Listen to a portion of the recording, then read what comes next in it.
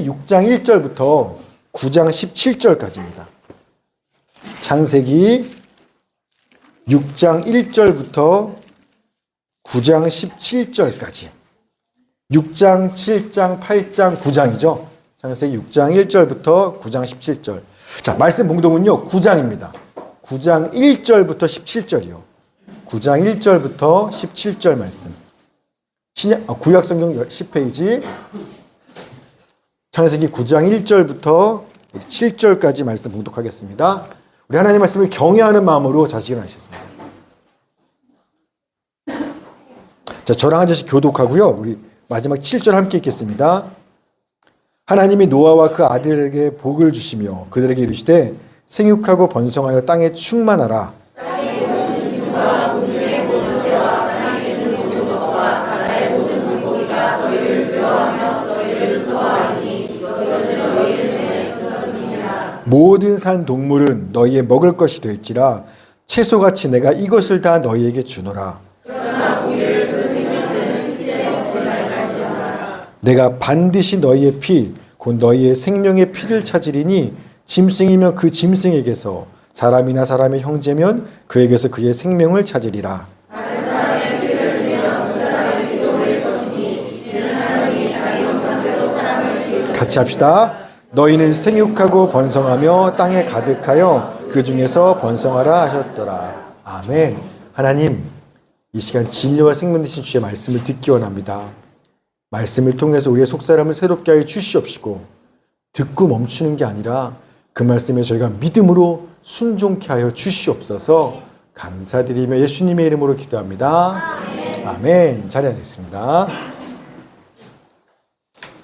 자, 오늘 말씀 제목 한번 읽으시겠습니까? 시작.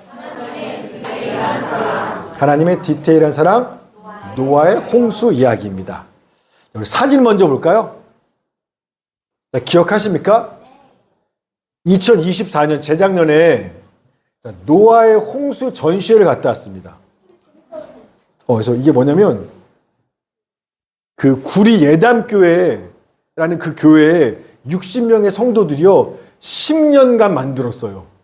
저 나무로 노아 홍수 짐승 하나하나 60만 점을 매주 예배드리고 다 나무로 만들어서 10년 동안 60만 점의 나무 노아 홍수 작품을 만든 겁니다. 그렇게 해서 이렇게 쫙 해서 다 동물들까지. 그래서 대전에서 있었죠. 대전에 그래서 주일 예배 끝나고 전 교인이 다 대전으로 내려가서 노아의 홍수 전시를 보고 왔습니다. 자, 오늘은요. 오늘 말씀은 예수 안 믿는 사람도 다 아는 유명한 성경의 이야기들 중에 한 가지인 노아 홍수 이야기가 오늘 말씀의 주제입니다. 자, 우리 창세기 6장 1절 2절입니다. 자, 시작. 사람이 땅에 번성하기 시작할 때 그들에게서 말들이 나니 하나님의 아들들이 사람의 딸들의 아름다움을 보고 자기들이 좋아하는 모든 여자를 아내로 삼는지라. 아멘. 자, 요 구절이요. 성경에서 해석하기 어려운 난제 구절 중에 유명한 하나입니다. 자, 왜 어렵냐면 하나님의 아들들이 사람의 딸들의 아름다움을 보고 자기들이 좋아하는 모든 여자를 아내로 삼았다라고 하는데 도대체 하나님의 아들들은 누구야? 그럼 사람의 딸들은 누구야? 자, 요것 때문에 이 성경 구절이 해석하기 참 어려운 난제 중에 하나입니다. 자, 먼저 유대인들은 이 하나님의 아들들은 타락한 천사들이다. 그리고 사람의 딸들은 인간 여자다라고 해석합니다.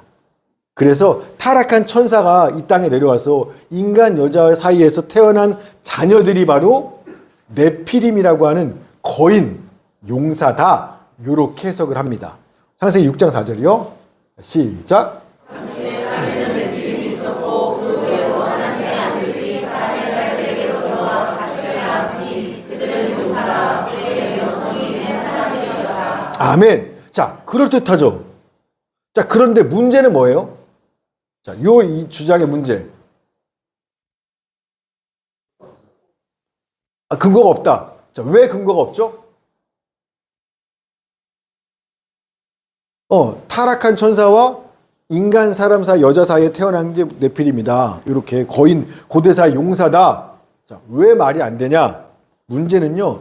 천사가 남자 여자 성별이 있습니까 없습니까? 없다는 거예요. 천사는요 육체가 없어요. 영적 존재라서. 그래서 성별이 없어요. 그래서 예수님도 천사는 남자 여자가 없어. 장가가고 시집간다? 천사는 영적 존재라 그런 게 없다고 예수님 말씀하셨습니다. 마태복음 22장 20절 시작.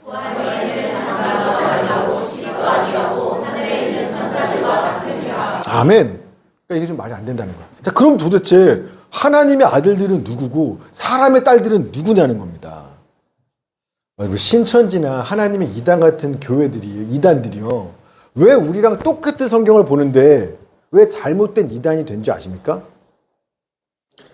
이 성경을 해석할 때 문맥에 따라 해석하지 않고 한 부분만 뽑아서 그 부분만 자기 마음대로 엉터리 해석하기 때문에 이단이 되는 거예요.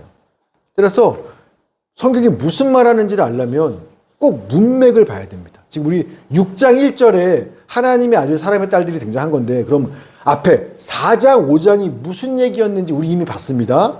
자, 떠올리셔야 돼요. 창세기 4장은 무슨 얘기냐면 하나님의 얼굴을 떠난 가인의 후손들 이야기였어요.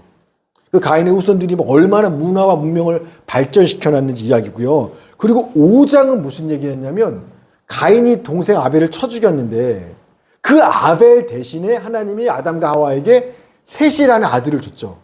그 셋의 후손들이 하나님의 이름을 부르고 예배하고 주님과 동행했더라. 그 거룩한 하나님의 후손들의 족보가 5장이었어요. 자, 그리고 6장 1절에 하나님의 아들들이 사람의 딸들을 보고 결혼했다라는 이야기를 합니다. 자, 문맥이 이렇게 갑니다. 자, 이제 그러면 하나님의 아들 사람의 딸이 누군지 아시겠어요? 자, 하나님의 아들들이 누구예요? 셋의 후손들이죠. 하나님을 예배하고 동행했던 경건한 셋의 후손들. 그럼 사람의 딸들은 다 가인의 후손들이에요. 하나님을 떠나서 인간의 힘과 문명을 막 발전시키고 자기 치장하고 아름답게 꾸몄던 가인의 후손들이 바로 사람의 딸들인 겁니다. 세상에 힘을 가졌던. 즉 그렇다면 하나님의 아들들이 사람의 딸들의 아름다움을 보고 자기가 좋아하는 여자를 다 와이프 삼았다. 이건 무슨 말 같으세요? 이제 아시겠죠? 본래 하나님을 예비하며 동행하던 거룩하고 경건한 셋의 후손들이 이 세상에 화려하고 아름답고 강한 힘을 가진 타락한 가인의 후손들의 그 모습을 보고 한눈에 뿅 반해서 저거 좋아 보이는데? 나도 저렇게 살고 싶은데? 그래서 그들과 동화되어서 타락한 것을 이야기하는 표현이 이건 거예요. 제가 지금 오늘 하나님을 예배하러 교회에 모인 여러분들 둘러보세요. 아름답죠? 그냥 그 모습 그대로 존경하고 참 하나님의 아들도 귀합니다. 근데요, 제가 직장 다닐 때, 오래전에 직장 생활할 때, 그때 어디서 일했냐면, 압구정, 동부 이천동, 강남, 서울에서도 굉장히 잘 사는 그런 데서 제가 일했거든요. 그때 매장에 있으면 들어오는 사람들은요, 여러분도 아름답지만 객관적으로 더 아름다워요. 벌써 머리까지 입고 있는 옷태가 다릅니다. 화장, 장신구, 하여튼 딱 들어오는 순간, 우와! 그리고 이 매장에 차 갖고 오거든요. 타는 차의 클래스도 우리와 달라요. 굉장히 높습니다. 그리고 아마 제가 손님들이라 직접 직업을 물어보진 않았지만 사자 들어가는 전문직이 많을 거예요. 의사, 기타 등등. 변호사, 굉장히 좋아 보여요. 여러분, 근데요, 그런 아름답고 잘 나가고 발전되고 높은 자리 있고 그런 겉모습에 절대로 현혹되고 눈 돌아가시면 안 되는 겁니다. 왜냐하면 그 사람들 안에는요, 하나님의 영이 없어요. 즉, 하나님의 생기, 하나님의 호흡이 없어요. 자, 그래서 세상에 다 갖고 살지만 여전히 공허하고요, 불안하고요, 사는 게 무섭고 두려워요. 그래서 그거 가리고 그거 채우려고 가인처럼 자신의 성을 짓고 재산 모으고 믿을 게 없으니 돈이라도 있어야죠. 막 음악을 즐기고 무기 만들고 날 지켜야 되니까 또 자신을 아름답게 온갖 명품으로 치장하는 거예요. 여러분, 그 모습 보고 부러운 게 아니라 어떻게 해야 된다고요? 불쌍해야 되는 거예요. 지난주에 얘기했죠? 이건희 회장 보고 부러우시면 안 되는 거예요. 와, 저걸 다 가져도 더 갖고 싶단 말이야? 진짜 불안한가 보다. 진짜 허전한가 보다. 불쌍한 겁니다. 근데요, 하나님을 예배하고 주님과 동행하는 하나님의 사람들에게는요, 넘치는 은혜, 기쁨, 행복, 만족함이 있어요. 주님 한 분으로 인한.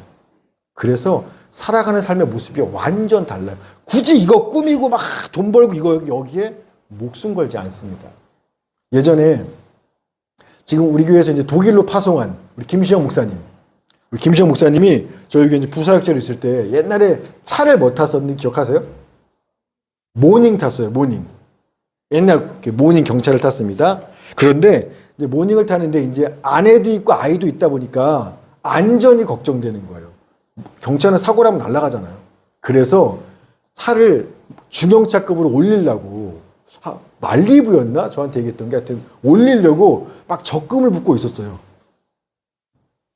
자, 그런데 왜냐면 위험하니까 불안하니까 우리 아이를 다 지키려면 좋은 차 타야지.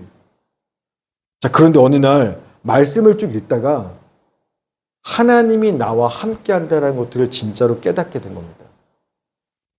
늘 알죠. 목사가 왜 모르겠어요. 근데 그게 진짜라는 걸 내가 진짜로 믿어지게 되는 겁니다. 자, 그리고서 유명한 말을 했죠. 저한테 와서 그런 말 하더라고요. 형님, 하나님이 나와 함께 하시니 제 차 모닝은요, 탱크보다 강합니다. 제가 그 말이 잊혀지지가 않아요. 하나님이 나와 함께 하시니 경차 모닝일지라도 탱크보다 강합니다. 아멘!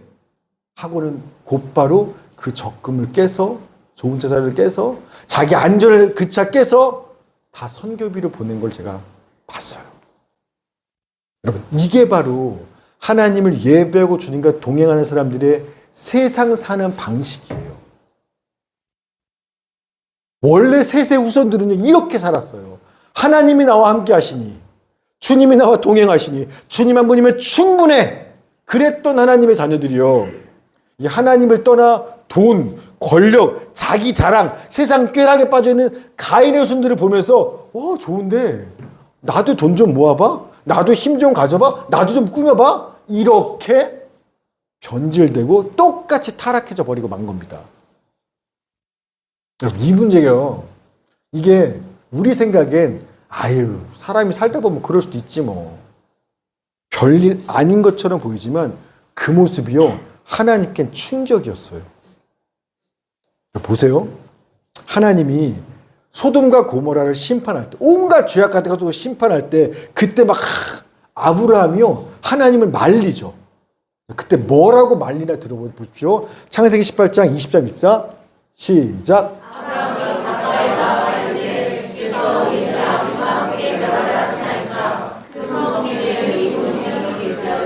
주께서 그곳을 멸하시고 그 50의인을 위하여 용서하지 아니하시리까. 아멘. 하나님, 악인들이 많다고 그 안에 의인 소수이라고 다 죽이시는 거 옳지 않잖아요. 이 소돔성 안에 의인 50명만 있으면 심판하지 말아주지 않겠습니까? 나중에 줄죠. 하나님, 45명이면요, 40명이면요, 30명, 20명, 10명이면 그때 하나님 뭐라 하세요? 내가 10명만이라도 의로운 사람이 있으면 성 전체를 심판하지 않겠어. 그 소돔 고모라 성 안에 사람이 수천 명, 수만 명이 있을지라도 다 죄인이라도 딱 10명만이라도 하나님을 예배하고 나와 동행하는 의로운 사람 10명만 있으면 내가 그 수천, 수만 명을 심판하지 않겠어. 왜냐하면 그 소수의 10명을 통해서라도 그 수만 명 중에 한 명이라도 죄인이 회개하고 돌아올 가능성이 있잖아요. 소망이 있잖아요. 그래서 심판하지 유보하시겠다는 겁니다. 에스겔서 18장 32절 시작. 주 여호와의 말씀이니라. 죽을 자가 죽는 것도 내가 기뻐하지 아니하노니 너희는 스스로 돌이키고 살지니라. 베드로 3장 9절 오직 주께서는 너희를 대하여 오래 참으사 아무도 멸망하지 아니하고 다 회개하게 이르기를 원하시느니라. 아멘. 죽어 마땅한 죄인이 죽는 것도 나는 기쁘지 않아. 나는 한 사람도 아무도 멸망하지 않고 다 회개하고 살리기를 원해. 그게 하나님의 마음이에요. 따라서 여러분 이런 거 있죠. 에이씨, 나라가 썩었어. 교회가 더해, 교회가 더해. 학교가 이 모양이야, 직장 이 모양이야, 헬 조선. 여러분 이렇게 욕하지 마십시오. 다 썩고 문드러져도 그 안에 내가 한 사람이 하나님을 예배하는, 세상에 물들지 않고 썩지 않는 의인으로 거기 있으면요, 그 한 사람 때문에 전체가 소망이 있는 거예요. 사는 거예요. 그게 우리가 있는 목적입니다. 여러분, 가인의 후손들이요, 하나님을 떠난 후손들이 힘이 있으니까 어떻게 해요? 잔인한 폭력과 살인을 일삼았습니다. 가인의 후손 남에게 그러죠. 나 건드렸어? 나 기분 나쁘게 했어? 난 힘이 있으니까 어린 소년일지라도 그냥 죽여버렸어요. 그러면서 하나님이 가인에게 누가 너 죽이면 내가 7배로 복수하고 갚아줄 거야 라고 했더니 이 람에게 뭐라 그래요? 누가 나 건드려? 나는 77배로 내가 갚아줄 거야. 내가 하나님보다 더 세. 이러면서 내가 세상의 주인이니까 막 마음에 안 들면 다 때리고 죽고 힘이 있으니까 다 빼앗고 이렇게 세상을 지옥으로 만들었습니다. 가인의 후손들이요, 이런 짓 하면서 세상에 판을 쳤어요. 그럼에도 불구하고 하나님이 세상을 심판하지 않았던 이유는 뭐냐? 마땅히 죽을 죄인이 죽는 것도 하나님 원하시지 않으니까. 한 사람이라도 어떻게든 살려보기 원하는 게 그게 하나님의 마음이기 때문에 하나님이요 참으셨어요. 누구를 믿고? 셋의 후손들을 믿고. 다 엉망진창 살지만, 잔인하게 살지만 그 중에 몇 사람이 있어. 셋의 후손들, 하나님을 예배하고 하나님 말씀을 지키며 세상과 구별되게 사는 소수의 사람들이 있어요. 단 10명만이라도, 단 1%만이라도 소망이 있으면 하나님은 너네 때문에 내가 다 심판하지 않을 거야. 혹시나 너네 보고 한 명이 회개할 줄 알아? 나 함부로 못하겠어. 이게 하나님이셨어요. 자, 그런데 그 하나님이 믿고 기대했던 그 1%, 하나님을 예배하던 셋의 후손들이, 이 하나님의 자녀들이요, 타락해버렸어요. 야, 나도 쟤네처럼 돈 있으면 안 돼? 나도 쟤네처럼 힘 갖고 내가 좀 욕심나면 뺏으면 안 돼? 나도 좀 남들처럼 살면 안 돼? 그들이 하나님이 아니라 세상을 따라서 변질되고 타락해버렸습니다. 그러자 이게 하나님께 충격이에요. 그러자 세상이 어떤 지경에 이르렀는지를 나옵니다. 창세기 6장 11절 13절 시작. 그때 온 땅이 하나님 앞에 부패하여 포악함이 땅에 가득한지라. 하나님이 노아에게 이르시되 모든 혈이 드는 자의 포악함이 땅에 가득하므로 그들은 나의 시 앞에 이르렀으니 내가 그들을 땅과 함께 멸하리라. 아멘. 온 땅에 모든 혈육이 있는, 그러니까 육체를 가진 모든 사람들의 포악함이 가득합니다. 포악함, 폭력, 잔인함, 학대, 나쁜 짓, 강포, 이런 것들이요, 온 땅의 모든 사람들이 다 그래요. 다.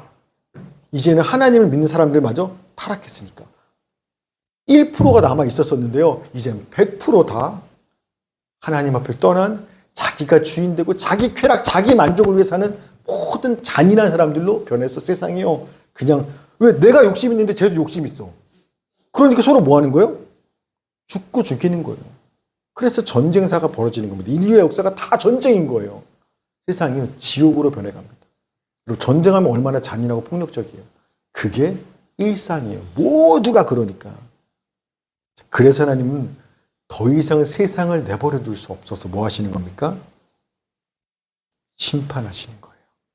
창세기 6장 5절부터 7절 시작. 여호와께서 사람의 죄악이 세상에 가득함과 그의 마음으로 생각하는 모든 계획이 항상 악한 뿐임을 보시고 땅에 사람 지으셨음을 한탄하사 마음에 근심하시고 이르시되 내가 창조한 사람을 내가 지면에서 쓸어버리되 사람으로부터 가축과 기는 것과 공중의 새까지 그리하리라. 이는 내가 그것들을 지었음을 한탄하니라. 아멘. 따라서 잘 보세요. 이 세상이 멸망의 심판을 받는 이유는요, 세상이 악해서가 아니에요. 세상이 아무리 악해도 하나님을 심판하지 않고 기다릴 수 있어요. 그 중에 한 사람이라도 돌아올 수 있기 때문에. 즉 세상이 심판을 당하는 건 세상이 악해서가 아니라 누구 때문이에요? 우리. 하나님의 자녀로 부름받은 우리가 거룩한 하나님의 자녀답게 세상과 구별된 거룩한 삶을 제대로 살지 못했기 때문에 하나님은 소망이 없으니까 심판하시는 거예요. 하나님은요, 죄악으로 어두워진 이 세상을 밝혀보시겠다고 우리를 빛으로 부르신 것이고, 썩어 문드러져간 이 세상을 살려보겠다고 우리 몇 사람을 소금으로 삼으신 겁니다.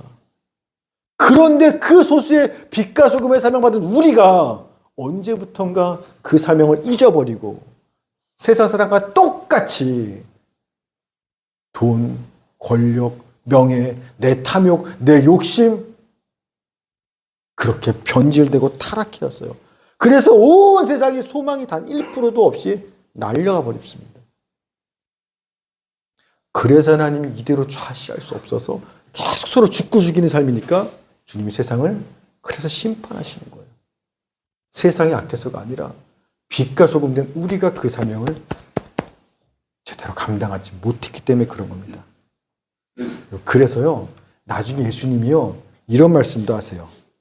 장차 하나님이 심판대 앞에 설 텐데 그때 예수가 누군지도 모르고 죄 짓는 저 세상 사람들보다 이미 예수를 믿고 주의 뜻을 알면서도 제대로 행하지 않은 너희가 더 큰 심판 받게 될 것이라고 예수님이 말씀하시는 거예요. 누가복음 12장 40절 48절 시작.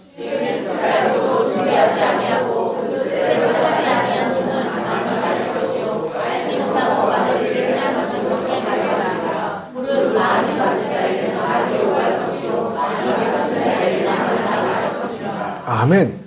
알지 못해서 맞을 짓을 했어도 만큼 오히려 적게 맞아요. 근데 주인은 알아요. 주님의 뜻이 뭔지도 알아요. 나에게 무슨 말이 맡긴지 알아요. 알면서도 준비하지 않고 그대로 행하지 않았느냐? 많이 맞을 겁니다. 그래서 예수 믿는 게 사실은요, 거룩한 특권이기도 하지만 거룩한 부담감도 있는 거예요. 우리가 얼마큼 주의 말씀대로 사느냐에 따라서 나 혼자 문제가 아니라 이 썩어 문드러진 세상이 사냐 죽냐가 거기에 달려있는 거예요. 그래서 기억하십시오. 하나님을 예배하고 말씀대로 거룩하게 살아가는 우리야말로 세상의 소망이고 하나님 앞에 마지막 보루가 되는 겁니다. 아멘. 여러분 우리가 그런 존재예요. 세상의 심판이 이만이 아니에요. 우리가 그 마지막 보루가 우리예요. 우리. 반드시 거룩함을 기시험을 하는 겁니다. 자, 결국 하나님의 자녀들까지 타락해버리고 마자 하나님은요, 온 세상을 심판하기로 결정하시는데 우리 7절 다시 한번 읽어볼까요? 6장 7절 다음 시작. 이르시되 내가 창조한 사람을 내가 지면에서 쓸어버리되 사람으로부터 기는 것과 공중의 새까지 그리하려니 이는 내가 그것들을 지었음을 한탄함이니라 하시니. 아멘. 하나님께서 다 쓸어버리기로 결정하셨는데 계속해서 무슨 말을 반복하냐면 내가란 말을 반복하세요. 내가 창조한 사람을 내가 지면에서 쓸어버릴 거야. 내가 지었음을 한탄하고 있어 라고 계속 내가를 반복합니다. 여러분, 이 내가를 반복할 때 그 하나님의 마음이 혹시나 느껴지십니까? 제가 성경을 묵상하면서 이게 되게 와닿았거든요. 여러분, 하나님이요, 하나님의 형상대로 사람을 지었다라는 건 뭐냐면 사람을 그냥 피조물 중에 하나가 아니라 하나님을 기뻐하고 하나님의 기쁨이 되는 나 닮은 내 새끼, 내 자식으로 지으셨다라는 거예요. 그런데 내가 낳은 내 자식인데, 내 기쁨이 될 자식인데 어느 순간 나쁜 짓 하기 시작하더만 통제불능 상태입니다. 마음에 생각하는 모든 게 악하고 더럽고 생각들밖에 없어요. 나가면 사고밖에 안 치는 겁니다.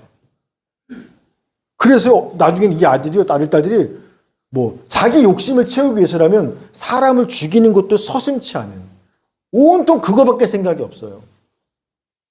부모가 아무리 말리고 타이르고 막 협박하고 아무리 해도 부모 말 안 듣고 그냥 그 길을 가버립니다. 우리 찾아서 6장 3절이에요. 6장 3절 시작. 여호와께서 이르시되 나의 영이 영원히 사람과 함께하지 아니하리니 이는 그들이 육신이 됨이라. 그러나 그들의 날은 120년이 되리라 하시니라. 아멘. 여기서 나의 영이 사람과 함께하지 않겠다라고 하는데 함께하다라는 말이 번역이 함께하다고 되어 있지만 원래 원문은요 딘이라 그래서 다투다, 붙잡고 말리다, 씨름하다라는 뜻입니다. 즉 내 영이 사람과 함께하지 않겠다라는 뭐냐면 더 이상 이전까지는 하나님이 우리를 붙잡고 씨름했어요.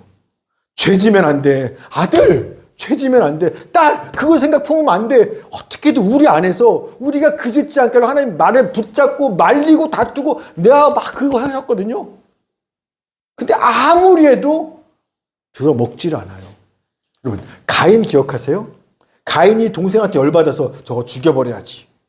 악한 생각 품었습니다. 그러자 하나님이 찾아가서 말리시죠. 가인아 아니야. 네 얼굴이 왜 그래? 아니야. 죄가 너를 다스리려고 하지. 절대 죄한테 마음의 문 열면 안 돼. 꼭 닫고 네가 죄를 다스려야 돼. 하나님이요 가인을 죄짓지 않도록 말리고 다투고 붙잡고 억류하는 거예요. 그런데 가인이 어떻게 해요? 듣습니까? 너는 얘기해라. 나는 하고 싶은 대로 간다. 하나님이 말려줘요. 무시하고 그냥 동생을 쳐 죽여버립니다. 지금 가인만 그런 게 아니라 이 땅에 사는 사람들의 상태가 그런 거예요. 하나님이 지금까지 어떻게든 좀 하지 말라고 안에서 사람을 붙들고 말리고 다투고 빨걸 다 했는데도요. 모든 사람들이 심지어 세세우선도까지 더 이상 하나님의 말을 듣지 않아요. 부모는 얘기하세요. 나는 갈 대로 할 테니까. 난 하고 싶으면 해야 돼. 난 갖고 싶으면 가져야 돼. 무슨 짓을 했어. 계속. 그래서 그들이 육신이 되었다고. 이게 뭐냐면 본래 사람은요. 하나님의 영이 내 안에 있기 때문에 사람이에요. 근데 이 영이 더 이상 하나님이 우리와 함께하지 않아요. 왜? 우리가 하나님을 무시하니까. 자, 그러면 사람이 뭐만 남아요? 육체만 남아요. 흙덩이. 그래서 짐승이 되는 겁니다. 짐승과 사람의 차이점은 하나님의 영이 있냐 없냐인데 하나님을 거절하니까 인간들이 영이 함께하지 않으니까 사람이 그냥 육체만 남았어요. 짐승. 어떤 짐승? 내 욕심을 채우는 그것밖에 생각하지 않는 죄의 본성만 남아있는 짐승. 내가 원하면 남을 죽여서라도 난 가져야 돼. 뺏어야 돼. 그런 본능만 남아있는 육체 덩어리가 되고 말한 겁니다. 그래서 하나님은요. 당신이 직접 빚으시고 코에 생기를 넣으시고 에덴 동산과 모든 복을 주시며 너무 기쁘다 너무 사랑스럽다 했던 그 자기 자식을요. 하나님이 자기 손으로 직접 죽이셔야만 하는 이 지경까지 오게 된 겁니다. 그래서 계속해서 뭐래요?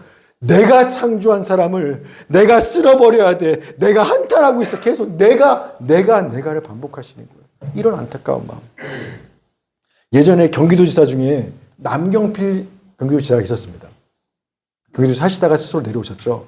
왜 그분이 내려오셨어요? 아들 때문에. 아들이 마약 중독자가 돼서. 그래서요. 그 아들 감옥 갔는데 누가 신고했게요?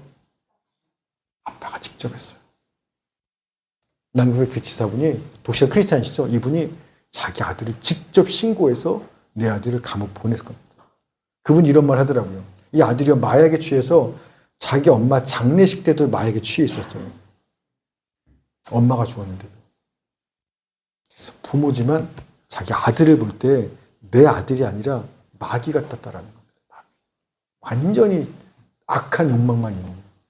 그래서 부모가 자기 손으로 직접 경찰에 신고해서 내 아들 잡아가시고 감옥에 집어넣은 겁니다. 그때 심정이 어떤지 한마디로 표현했어요. 참담하다는 겁니다. 내 새끼를 내가 내 손으로 감옥 보낸다는 것이 진짜 가슴이 찢어지는 참담함이었다라고 고백하더라고요. 여러분 지금 하나님의 마음이 딱 그런 겁니다. 부모는요. 말 안 듣는 자식 회초리만 때려줘요. 밤새 잠이 안 와요. 애 여기에 종아리 자국 난 거 보면 애는 잠들었어요. 울다가 부모는요 못 자요. 약 바르고 좀 덜 때릴 걸. 어떡하지?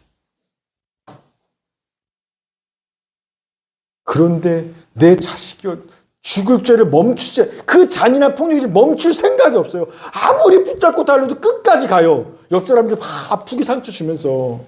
그래서 어쩔 수 없이 부모가 내 손으로 내 새끼를 잡아 죽일 수밖에 없는 상황이 온 겁니다. 더 말릴 수가 없어서. 여러분, 그때 자식이 죽을 때 자식만 죽겠습니까? 부모가 내 손으로 죽이는데 부모도 같이 죽는 거예요. 같이 죽는 거예요. 그게 지금 하나님의 마음인 겁니다. 노아 홍수 때. 여러분, 혹 이런 생각 해보셨나요? 왜 하나님이 세상을, 죄악을 심판하실 때 우리 어벤져스처럼 타노스가 어떻게 세상을 딱 쓸어버리죠? 우리 아들 아는구나. 여러분, 하나님이 타노스만큼 능력이 없으신가요? 타노스도 딱 하면 세상을 쓸어버리는데, 온 우주를.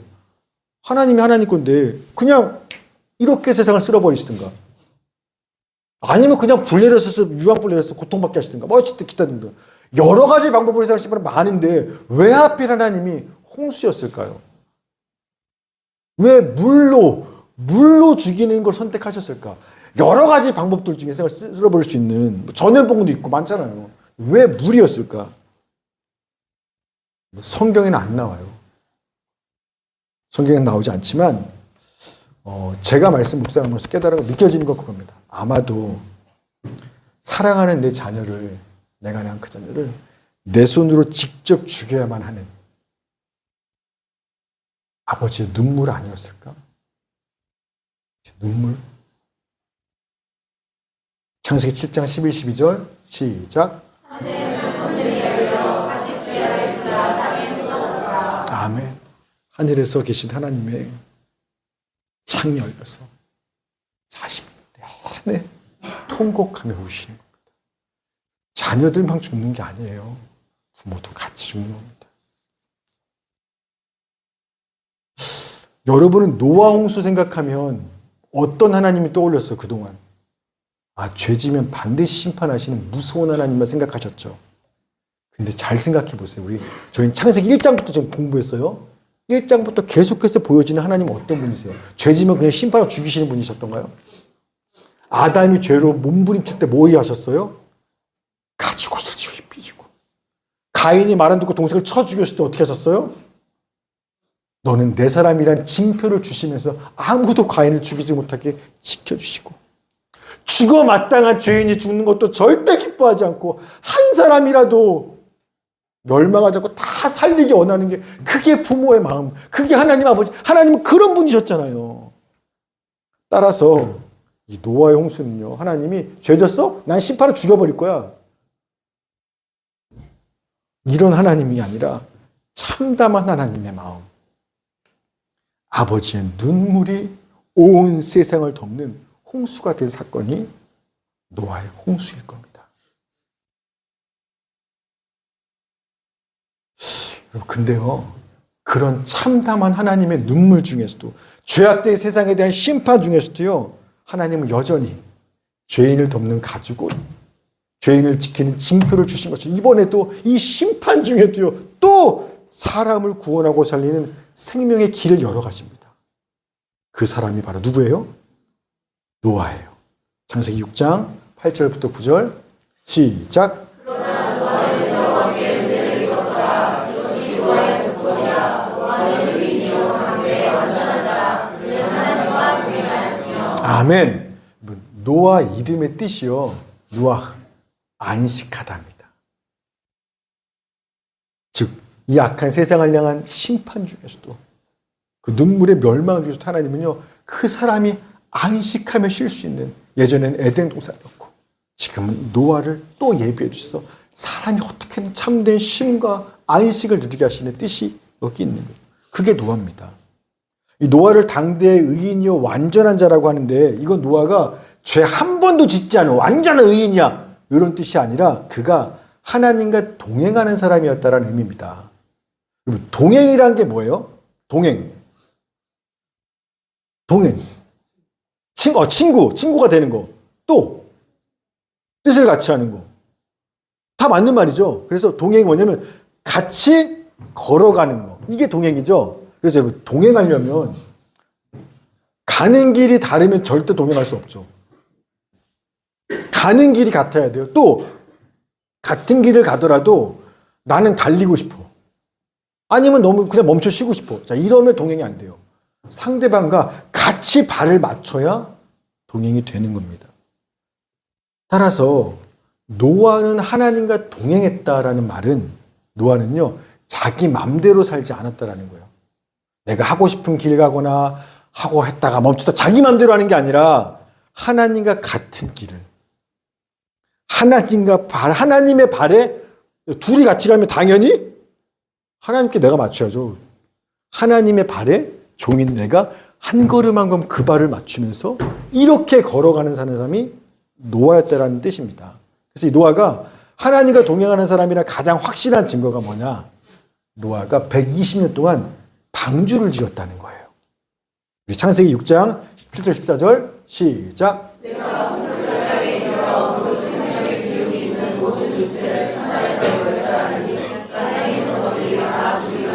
너는 고페르나무로 너를 위하여 방주를 만들 때 그 안에 칸들을 막고 억정을 그 안팎에 지라라. 아멘. 방주를 만든 겁니다. 여러분, 노아 홍수 이전까지는요, 비가 내리지 않았습니다. 창세기 2장 5절 6절 시작.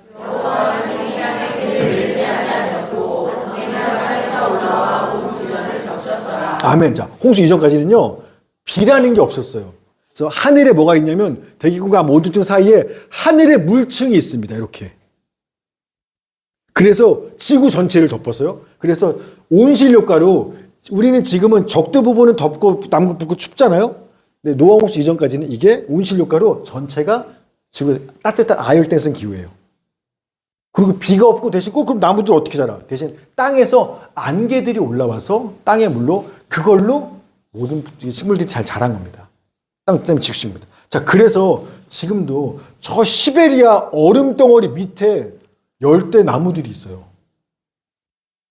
왜냐하면 그때 그 지역도 옛날에는 따뜻했다라는 겁니다. 그래서 자, 게다가 이 하늘의 궁창의 물이 태양으로부터 오는 해로운 자외선을 다 막아주고 차단합니다. 그래서 어떻게 되냐? 인간이요, 수명이 되게 장수했어요. 그래서 노아 홍수 이전에 사람이 몇 살 살았습니까? 몇 살까지? 900살이에요. 평균 900살 전후예요. 노아 홍수 전에는요.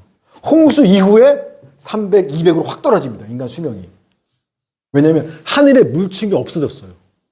다 비로 내리면서. 그래서 아마 사람 사이즈도 우리 지금은 요만하잖아요, 우리가. 그런데 홍수 이전에는요, 아마 사람 사이즈가 컸을 거예요. 왜냐면 900년을 살아요. 우리가 지금 100년 산다고 치면 한 20살까지 커요. 한 5분의 1 크죠. 그러면 900살쯤 1000년쯤 사면 한 200년 큰다고 칩시다. 200년간 계속 자라는 거예요. 청소년기 지나서. 지금 우리 사이즈보다 굉장히 컸을 거예요. 아마 그래서 노아가 방주를 졌는데 그 방주 사이즈가요, 길이가 130m가 넘습니다. 축구장이 105m보다 훨씬 더 넓어요. 축구장보다 커요. 높이가 14m인가 하니까 아파트 5층 높이? 이런 방주를 노아와 아들 셋이 졌다? 아마 우리 같은 사이즈면 못 질 거예요. 최신 장비가 있는 것도 아닌데. 나무 도끼질 갖고 내가 져야 되는데. 아마 우리보다 사이즈가 컸기 때문에 이 나무 막 들쳐매고 막 이렇게 짓지 않았을까? 제 생각입니다. 자, 그 축구장만한 방주를 지려면 뭐, 그쵸. 자, 그렇죠. 이처럼 뭐냐면 비라는 걸 경험해보지 않은 세대입니다. 하늘에서 막 쏟아지는 걸 경험 못 해본 겁니다. 자, 그런데 하나님이 얘기하시는 거예요. 땅의 가장 높은 산도 잠길 만큼 큰 홍수가 될 거야. 하늘에서 물이 떨어져서. 자, 그래서 방주 만들어. 배 만들어. 이건요, 그 당시 사람들한테는요, 상식에 맞지 않는 미친 소리예요. 비가 뭔데 도대체? 아니, 산이 이렇게 높은데 물에 땅이 잠긴다고 산 위까지? 그게 무슨 소리야? 비를 본 적이 없는 사람들이니까. 당연히 말이 안 되는 겁니다. 자, 그런데요, 노아는 그 하나님 말씀을 듣고서 네 하고 120년 동안 배를 만들기 시작했다는 겁니다. 아마 인간적으로 노아도요, 하루 이틀도 아니고 120년을 매일 일어나서 나무 막 토끼 나무로 막 배 만들고 막 역청 바르고 하면서 어느 날은 가만 내가 뭐 하고 있는 거지 지금? 해가 이렇게 쨍쨍한데 이렇게 잘 사는데 내가 지금 홍수 난다고 배를 만들고 있는 게 내가 정상 미친 거 아닌가? 노아 안에도 의심스러운 마음이 들 때 있었을 거예요. 또 주변 사람들은 가만히 있었겠습니까? 저 노인네 뭐하네? 야 비와 홍수 난다고? 무슨 소리 하는 거야? 미쳐서 별소리도 하고 왜 저고생을 하는 거야 자식들까지 다 비웃고 조롱했을 겁니다. 그럼에도 노아는요 자기 생각, 자기 판단, 의심스러운 마음, 사람들이 뭐라 하든 세상의 상식이 어떠하든 내가 뭘 경험했든 다 제쳐두고 하나님이 그렇다고 하셨어? 그럼 나는 그걸 믿고 주님 말씀 따라서 방주를 짓는 겁니다. 이게 바로 하나님과 발을 맞춰서 주님과 동행하는 의로운 자라고 말하는 이랬기 때문에 그래요. 노아를. 자, 드디어 모두가 비웃었지만 노아가 600살 되던 해에 드디어 홍수가 터지기 시작하고 40일간 비가 내려서 온 땅의 생명이 멸절하게 됩니다. 창세기 7장 11, 12절. 시작.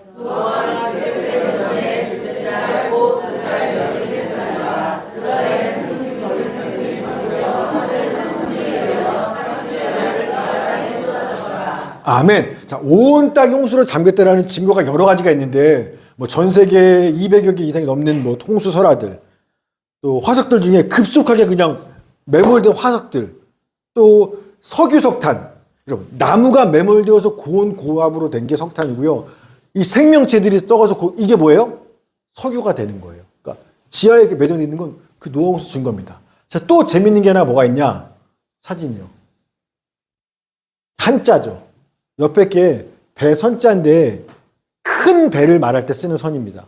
자, 그런데 한자는 세 가지 단어로 배주자, 여덟팔자, 입구자 이렇게 세 가지를 합쳐서 큰 배라고 이야기하는 겁니다. 뭐 이게 뭐 얘기하는 것 같아요? 방주죠. 그렇죠? 노아의 세 아들, 며느리 이렇게 해서 8 식구들이 입구자는 사람입니까?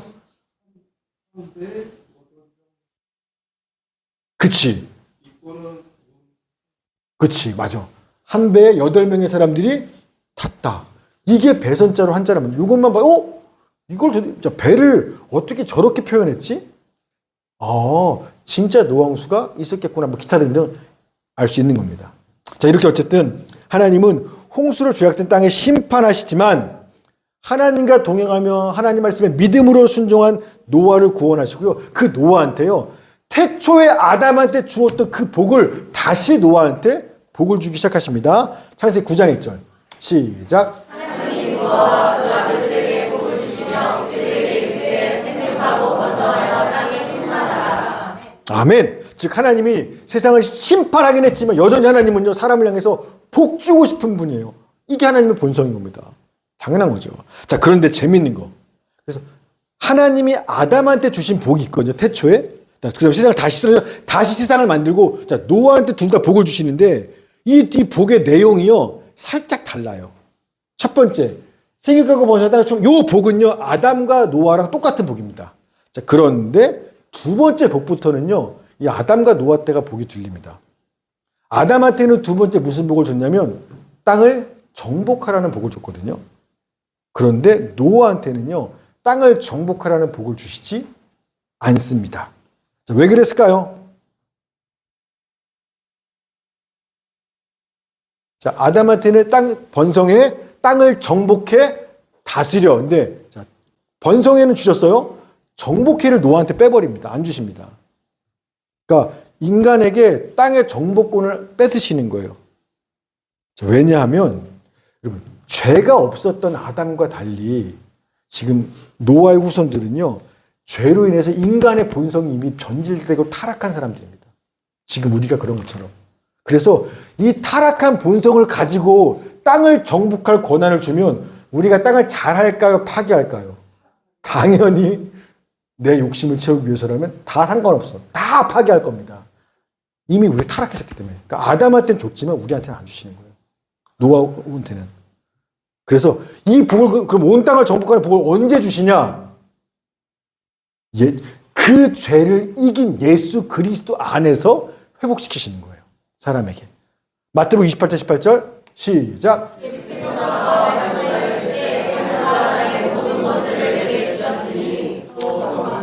계속 이어서 또 만물을 그의 발 아래 복종하게 하시고 그를 만물 위에 교회의 머리로 삼으셨네. 아멘. 그래서 죄 때문에 못 주신 거니까 인간이 우리가 이 죄를 극복하고 이기신 예수 그리스도에게 온 땅을 정복하게 하시는 권한을 주시고 그 예수님은 우리에게 다시 회복시켜 주실 겁니다. 예수 그리스도 안에서만.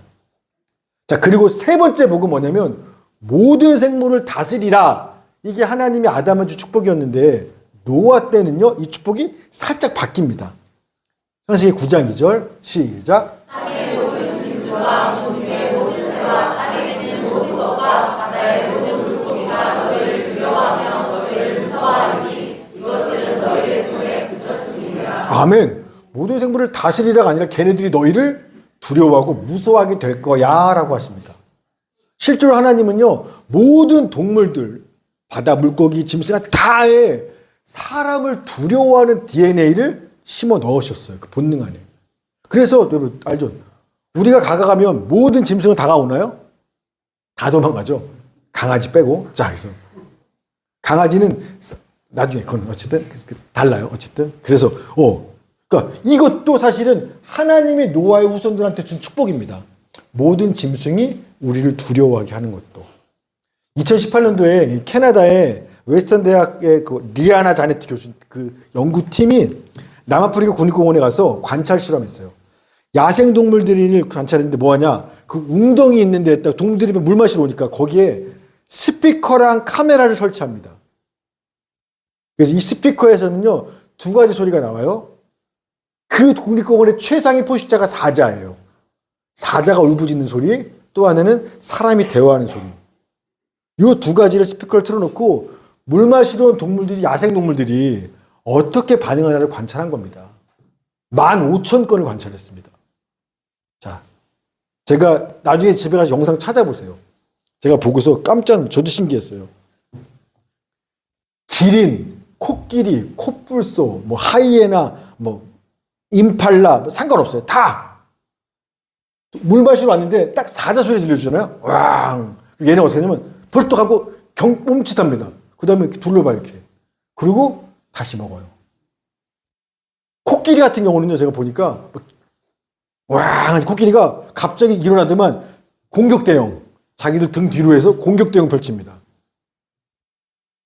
그런데요, 사람이 말하는 소리.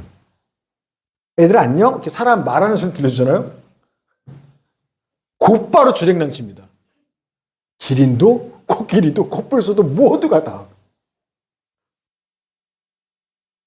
그래서 아예 연구가 사자보다 사람 소리에 40% 더 빨리 움직여요. 그 다음에 도망치는 비율도 2배 이상 높습니다. 야생동물들이. 신기하지 않아요? 야생동물들이라기 때문에 사자 소리는 들어봤지만 사람 소리라는 걸 별로 못 들어봤을 겁니다. 자, 그런데 사람 소리 들리면요. 사자 소리에는 경계하면서 사람 소리 들리면 주행량을 제 뒤도 안 돌아보고. 하나님이, 성경 말씀 그대로요.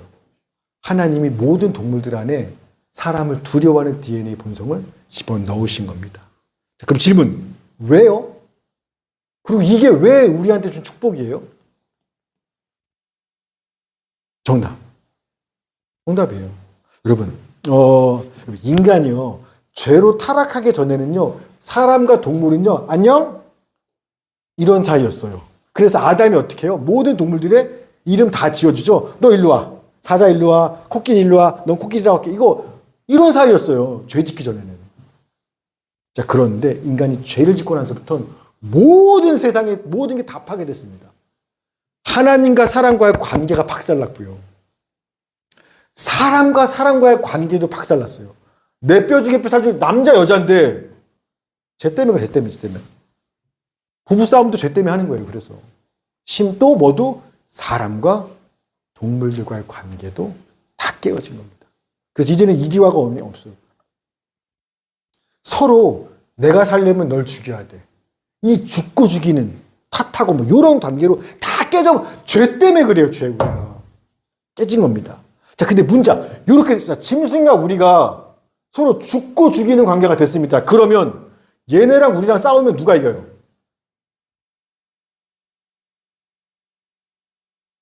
우린 100% 집니다. 여러분, 사람이요, 갑옷 같은 비늘이 있습니까?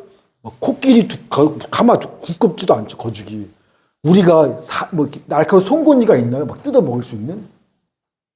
그리고 우리가 짐승들보다 잘 듣는 것도 아니야. 보는 것도 아니야.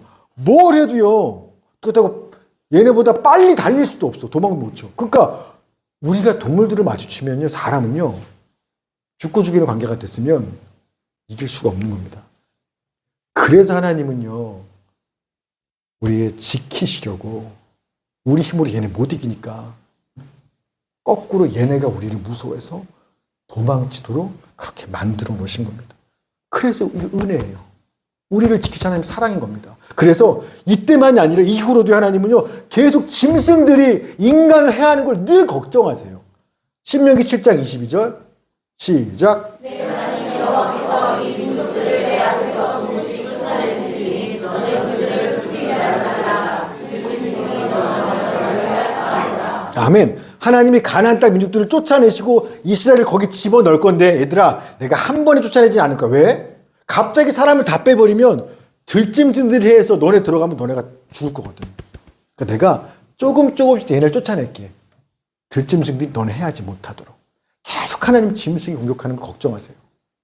지금 우리는요, 총이 있잖아요. 근데 여태 수천 년 인류 역사에 총 나온 지 얼마 안 됐습니다. 고대사회에 가장 우리한테 해가 되는 건요, 우리끼리 죽이는 전쟁, 그 다음은 짐승이에요. 사자나 곰이 덤기면 사람은요, 막을 길이 없어요. 호랑이가 덤비면 뭐 어떻게 막을 거예요? 우리가 때로 해도 이길 수가 없어요. 그래서 하나님은 사람을 지키시려고 동물들 안에 인간에 대한 두려움을 집어넣으신 겁니다. 하나님이 얼마나 연약한 우리를 잘 아시고 정말 디테일하게 보호하고 지키고 사랑하시는지 알겠죠? 이것도 축복인 겁니다. 자, 그리고 첫 창조 때는 아담한테 하와한테 선악과 먹지 말라고 했죠. 모든 건 남은 맘대로 먹었지만 선악과 먹지 말라 금지 명령이 있습니다. 노아한테도 마찬가지예요. 모든 동물들 다 이제 먹어도 돼. 그러나 피는 먹지 마. 똑같이 금지 명령을 하나 주십니다. 창세기 9장 3절 4절 시작. 모든 산산물은 너희에게 먹을 것이 될지라 채소와 같이 내가 이것을 다 너희에게 주노라. 그러나 우리를 그 생명되는 희째 먹지 말 것이니라. 아멘. 자, 이 말은요, 선지국 먹지 말라는 뜻이 아닙니다. 선지 먹으라 말, 요 선지 문제가 아니라 생명 문제예요, 생명. 사람의 생명을 결코 해야만 안 된다는 얘기입니다. 그래서 다음 이어서 가요. 5절, 6절. 시작. 내가 반드시 너희의 피, 곧 너희의 생명의 피를 찾으리니 짐승이면 그 짐승에게서 사람이나 사람의 형제면 그에게서 그의 생명을 찾으리라. 다른 사람의 피를 흘리면 그 사람의 피도 흘릴 것이니 이는 하나님이 자기 형상대로 사람을 지으셨음이니라. 아멘. 여러분, 죄로 인해 인간의 본성이 타락해버렸기 때문에 내 욕심을 채우려면 죽이는 건 얼마든지 할 수 있어요. 무슨 짓도 사람을 합니다. 그래서 하나님이요, 동물은 먹어도 돼. 오케이. 얘 죽는 거 어쩔 수 없어. 자, 그런데 하나님의 형상대로 지음받은 사람을 생명을 건드려? 피 흘리게 했어? 그건 너 큰일 나라. 반드시 너도 죽을 거야 라고 말씀하시는 겁니다. 그래서 사람을 죽인 게 짐승이 사람을 죽였어? 그 짐승 죽일 거야.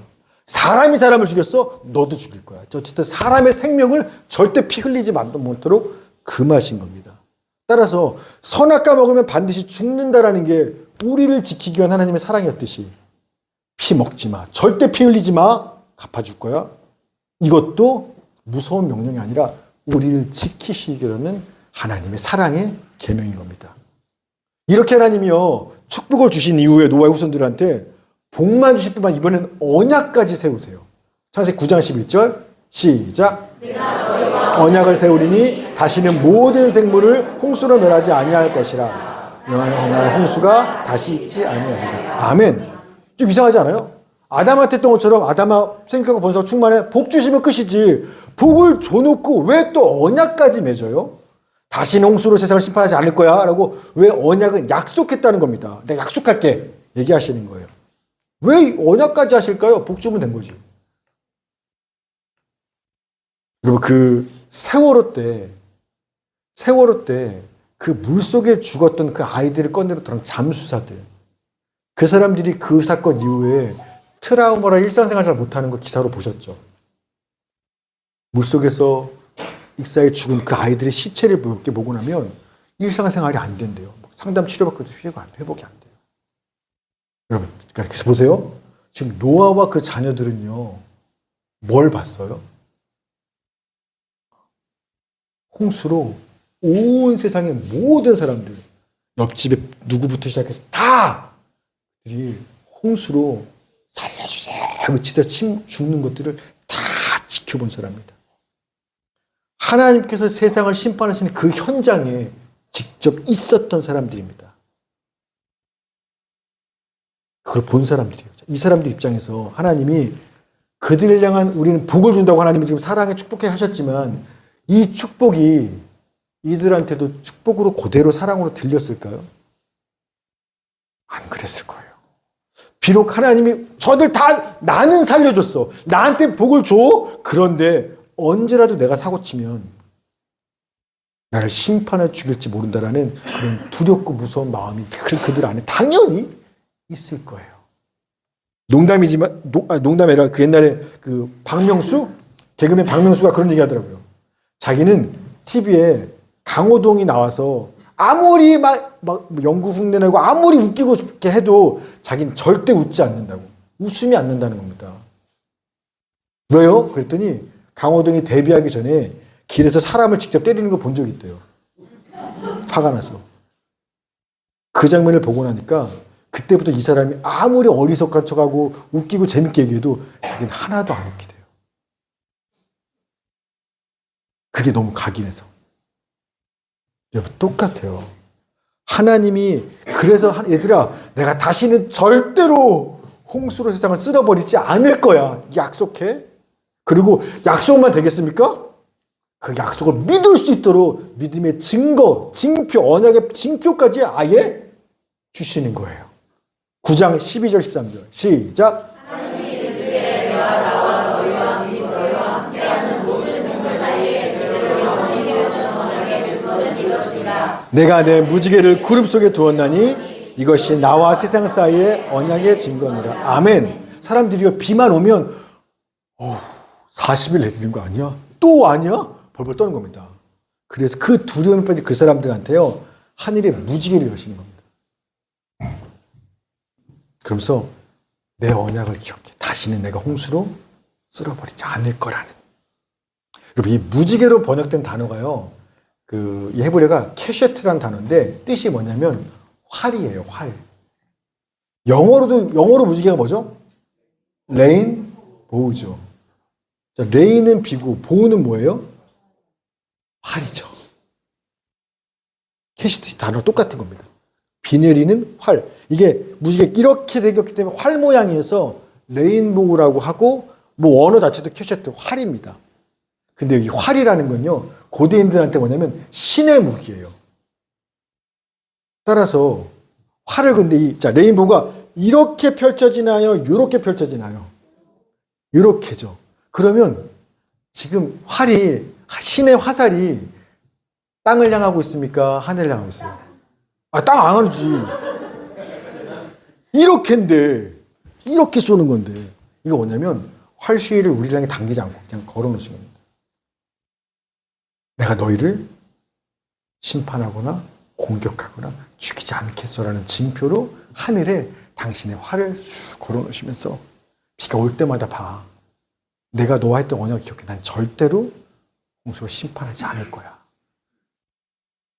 우리가 얼마나 뭘 걱정하고 염려하고 두려워하는지 다 아시는 주님께서 우리의 마음까지도 참된 안식과 쉼을 주시려고 이렇게까지 디테일하게 약속하고 징표까지 주시는 겁니다.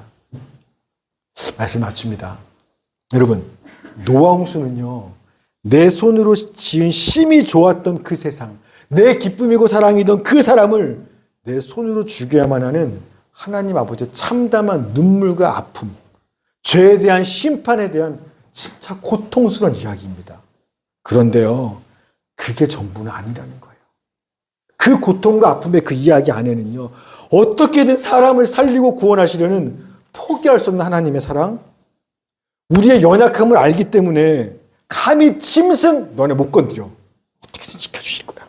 우리가 뭘 염려하고 두려운지 아시기 때문에 언약을 맺고 칭표까지 주시는, 우리에게 진짜 안식을 주기 원하시는 하나님의 디테일한 사랑이 담겨있는 그 사랑의 이야기가 또 노아의 홍수 이야기인 겁니다.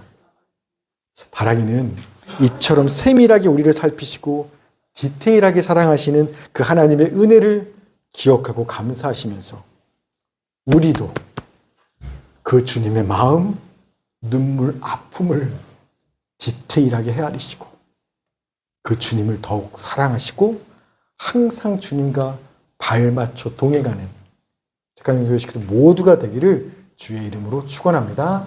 아멘. 이 말씀 기억하면서 같이 한번 기도하도록 하겠습니다. 하나님 앞에, 하나님, 주님이 우리를 얼마나 어떻게 정말 얼마나 디테일하고 세밀하게 사랑하시고 지키시는지 말씀을 통해 깨닫게 하시니 감사합니다. 그 사랑을 받기만 할 뿐만 아니라 저희들 진짜 하나님의 어떤 마음과 아픔과 눈물일지를 헤아리는 그런 철든 아들딸 되게 하여 주시옵소서. 내가 그 사랑을 조건에서 받을 뿐만 아니라 나도 나를 이렇게 사랑하시는 그 주님을 사랑하고 주님과 발맞춰 동행하는 하나님의 기쁨이 되는 그런 자녀 되게 하여 주시옵소서. 과거에 주님이 죄악된 우리 때문에 눈물을 흘리고 이 땅에 1%의 소망이 없어서 어쩔 수 없이 심판하셨지만 지금 이 세상은 우리로 말미암아 세상이 아무리 악해도 우리 때문에 하나님이 기다리시고 참으시고 은혜와 사랑을 더해 주시는 그런 의인으로서 나를 삼아 주시옵소서. 같이 한번 주 앞에 기도하는 시간 갖도록 하겠습니다. 하나님 아버지 감사합니다. 오늘 노아의 홍수를 통해서 하나님의 새로운 모습을 보게